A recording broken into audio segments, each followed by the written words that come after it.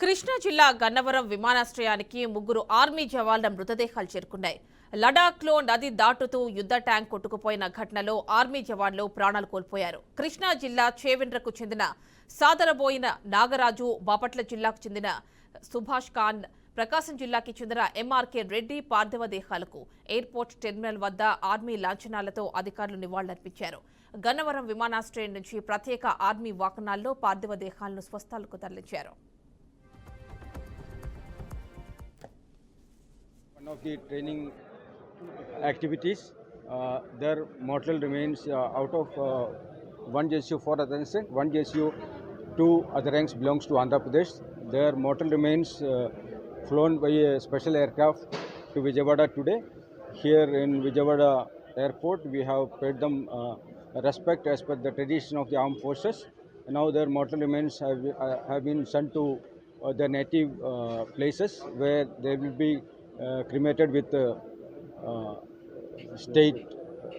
గత నెల 28వ తారీఖు జరిగిన యాక్సిడెంట్లో ఆర్మీ జవాన్లు కొంతమంది చనిపోయిన విషయము మనకందరికీ తెలిసిందే.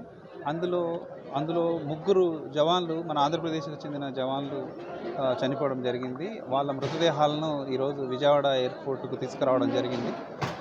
ఈరోజు ఉదయం చండీగఢ్ నుంచి గ్వాలియర్ నుంచి విజయవాడకు special flight Indian air force AN-32 ఫ్లైట్లో తీసుకురావడం జరిగింది. తెచ్చిన మృతదేహాలకు గౌరవ వందనము ఆర్మీ పద్ధతుల ప్రకారం మన విజయవాడ ఎయిర్పోర్ట్లో ఒక 52 ఆర్మర్డ్ రెజిమెంట్ అని వాళ్ళు ట్యాంక్స్ ఏవైతే నడుపుతారో ఆ ట్యాంక్స్ తోటి ఎక్సర్సైజ్ చేస్తూ ఉండగా ఇది లొకేషన్ మన ఈస్టర్న్ లదాఖ్ అని ఉంటుంది. మన లే నుండి ఇంకా దాదాపు 180 కిలోమీటర్ల దూరంలో షోక్ నది అని ఒకటి ఉంటుంది. దాదాపు హిమాలయాల్లో గ్లేషియర్స్ నుండి వస్తుంది.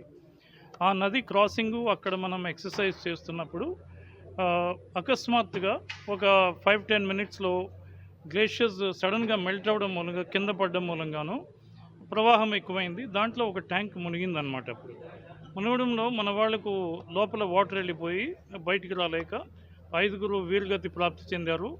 ఈ 5లో 3 మన ఆంధ్రులు. వాళ్ళు